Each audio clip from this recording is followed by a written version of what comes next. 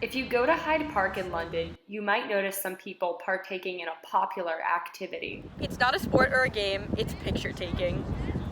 People have started to lack an appreciation for nature due to social media standards.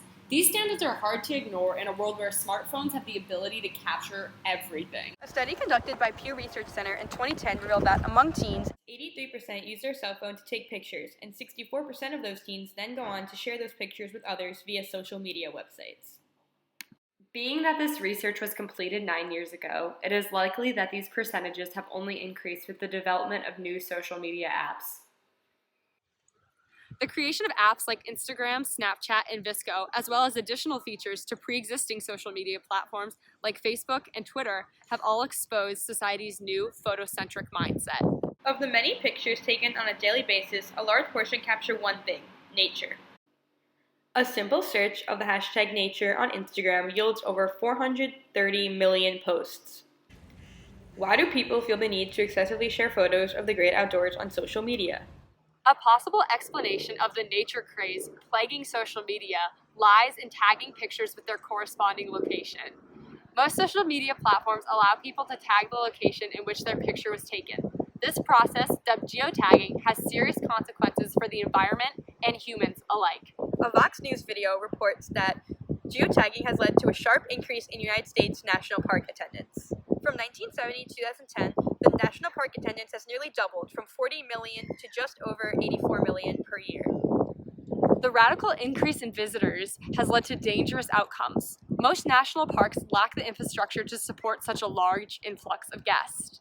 Vox's video reported that in 2018, an Insta-worthy location in Catskills Falls, New York, saw the death of 4 people who were all trying to pose for photos. Humans' increased interaction with once relatively remote areas can also damage the social media appeal of certain spots while simultaneously hurting the environment. Poppies in Southern California have come under threat, according to a Vice News publication. The Antelope Valley California Poppy Reserve in Lancaster witnessed the merciless killing of thousands of fragile poppies amidst a rare super bloom. Photo-hungry people would lay down in the fields, crushing the flowers beneath them and ruining the chances of them growing back. California state parks tried to combat these influencers by spreading the hashtag Don't Doom the Bloom, as well as providing trails and walkways through the fields, but some people still didn't get the message. Geotagging also acts as a way of promoting personal social media pages. If you post a picture with a geotag from a popular location, Instagram's algorithm is more likely to promote the post to more users, which means that your post could receive a greater amount of likes. Even Caroline and myself were guilty of geotagging our pictures to post them on our own social media profiles.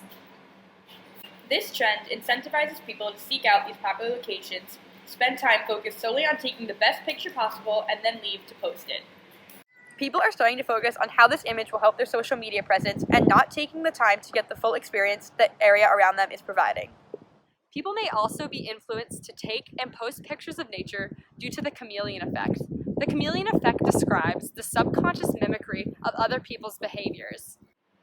If someone scrolling through their social media feed sees pictures of nature, they will feel inclined to post their own. I personally have been in nature and seen one of my friends pull out their phone to take a picture of a scenic view.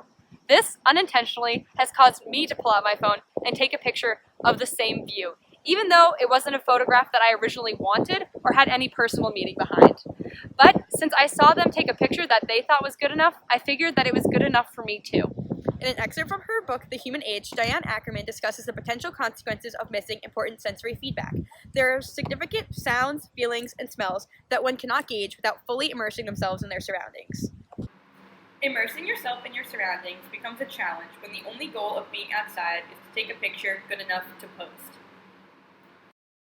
Taking pictures of nature isn't inherently bad, but taking pictures of nature incessantly, especially when the sole purpose is for gaining social media clout, is problematic. When society stops appreciating nature for its beauty and starts exploiting it for likes, people suffer the consequences. The ability to value time spent in the outdoors is arguably one of the most central aspects about being human. It is what inspired the works of great painters, provoked thoughts of philosophers and scientists to better understand the natural world, and gave us a greater appreciation of our understanding of our place on Earth. And it's concerning to think that social media might be the medium that takes this appreciation away from us.